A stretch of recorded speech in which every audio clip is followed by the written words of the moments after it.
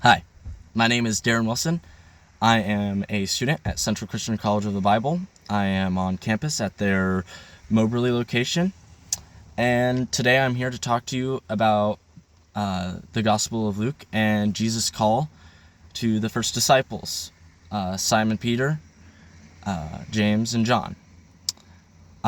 So for a little bit of context, Jesus has just been tempted by Satan in the wilderness, where Jesus does his 40-day and 40-night fast, and then he goes on to preach. He goes out to the lake of Gennesaret, and he sees some fishermen there. The sun's come up, it's getting hotter, fish are gonna go deeper, and they can't catch anything. So they're going back, they're washing their nets because they couldn't catch anything. So he goes up to them, he asks them if they can take him out to the lake so he can start preaching, and out to the crowds that would have been on the shoreline. And something that ends up happening is, after that, is as they're heading back, they ask him, or actually Jesus asks them, hey, can you toss your net overboard? And Simon Peter goes, no, I can't. I've been fishing. I'm a master fisherman. This is my trade. I know what I'm doing. I couldn't catch anything when it was prime. I'm not going to catch anything when there's nothing to catch. Jesus essentially says, humor me, do it. And Simon Peter says, okay, I'll do it.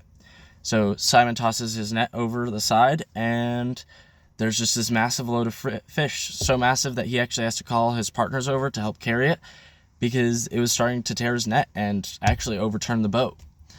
And Jesus and Simon Peter in this moment have a really beautiful interaction.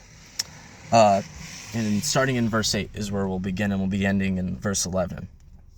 But when Simon Peter saw it, he fell down at Jesus' knees, saying, "Depart from me, for I am a sinful man, O Lord."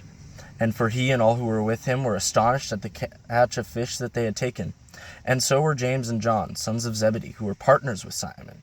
And Jesus said to Simon, "Do not be afraid. From now you will be catching men." And when they had brought their boats to land, they left everything and followed him. Something I want to focus on is the fact that they left everything behind. See, you see Simon come to Jesus and say, "I'm a sinner, Lord. Leave me." And Jesus says, don't be afraid. I'm not here to punish you. I'm here to help you. Follow me. And so Simon follows him. He leaves everything behind. He leaves all this fish behind. Something that could have fed him and his family and his partners' families for a while. Actually, probably so much so that they would have had plenty to sell and plenty to give out and plenty to do with what they needed with. And they just depart. They depart from everything they've had to leave it behind to follow Jesus.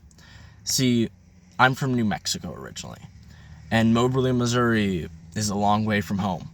It really is. And I pretty much departed everything. I was grown and raised in Missouri, and not Missouri, New Mexico. Sorry.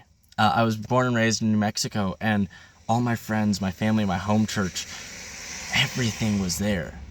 And I left it behind to come out here to follow Christ's call for me to go into ministry. It was scary, but it was good. It's been good. The change has been good.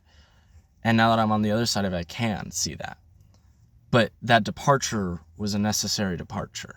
Sometimes we must leave behind what we know to follow Christ.